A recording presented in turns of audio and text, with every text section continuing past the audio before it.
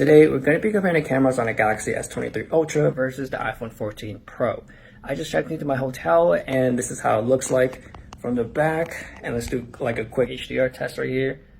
So yeah, let's go grab some more samples.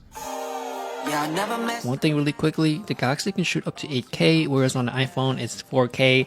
I don't know how useful it will be in the everyday use, but you do have that option. Now for the ultra wide, one thing to point out is the iPhone is just slightly wider, so if you are in tight spaces a lot, that can be a bit more useful, but other than that, it's not that noticeable until you put them side by side. Now let's talk about colors. A lot of the images you'll see, the Galaxy is just a lot more vibrant. Things do stick out like the greens, the browns, the blues, so you can easily see that, whereas on the iPhone, it's more dull. Sometimes the whole image leans towards the bluish side or even green, so that's something I never really liked on the iPhone. But if you do want something that's really easy to share straight to the socials, then the Galaxy is already ready for that. And there are random times where the iPhone looks more saturated, especially when you're in low light situations and the tungsten lights are more yellowish. That's where you see more of that coming through from the iPhone, whereas on a Galaxy, the white balancing is much more stronger. You can see that the whites are more white than the iPhones. Now for low light, in terms of just taking pictures on a Galaxy, they used to be a bit slow. You can see that the shutter speeds to be like lagging a little bit, but on the S23 it's much faster and improved, even though you can still slightly see it lagging behind just a bit, but it's much faster than last year's. Now shooting in pretty much very low lighting or no lights at all, the iPhone is going to be much more darker but cleaner, whereas on a Galaxy you can see more in the shadows, but a bit more noise will be there. So I guess it really depends on which one you like and which one you prefer. Now if you're taking pictures with a moving car or if you're just moving a lot, then there are chances where the Galaxies may be more blurry than iPhones. Now moving on to HDR, I gotta go with the Galaxy just because consistently from what I'm seeing, the shadows are much more brighter, so I can see more details in there.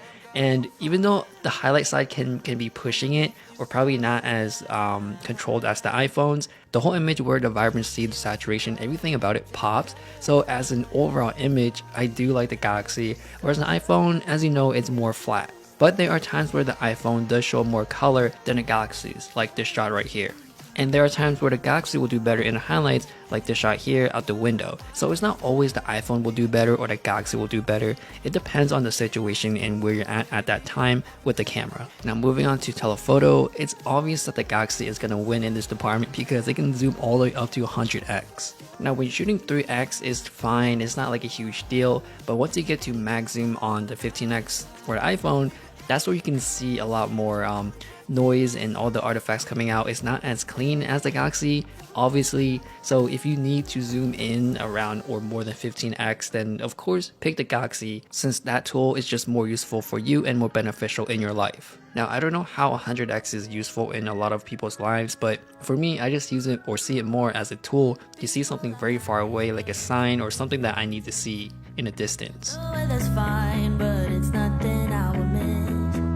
My only friends are the ones I left behind. Wish I could see them just for. Now moving on to using the Instagram camera app, I do like taking food with that, so this is what you're gonna see. And obviously, clearly the Galaxy is gonna be the winner. It's just in terms of the whole coloring, everything just pops, the whole food pops, it looks way more delicious.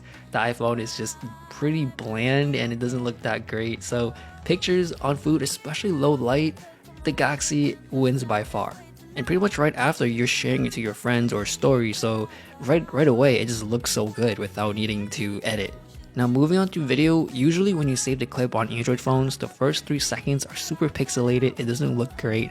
On a Galaxy during daytime is not that bad, they clean it up so well, you can barely see it like on a table, but other than that, it's like very clean right away. You can see more of it in low light where it's only the first second or so, but it's dramatically improved.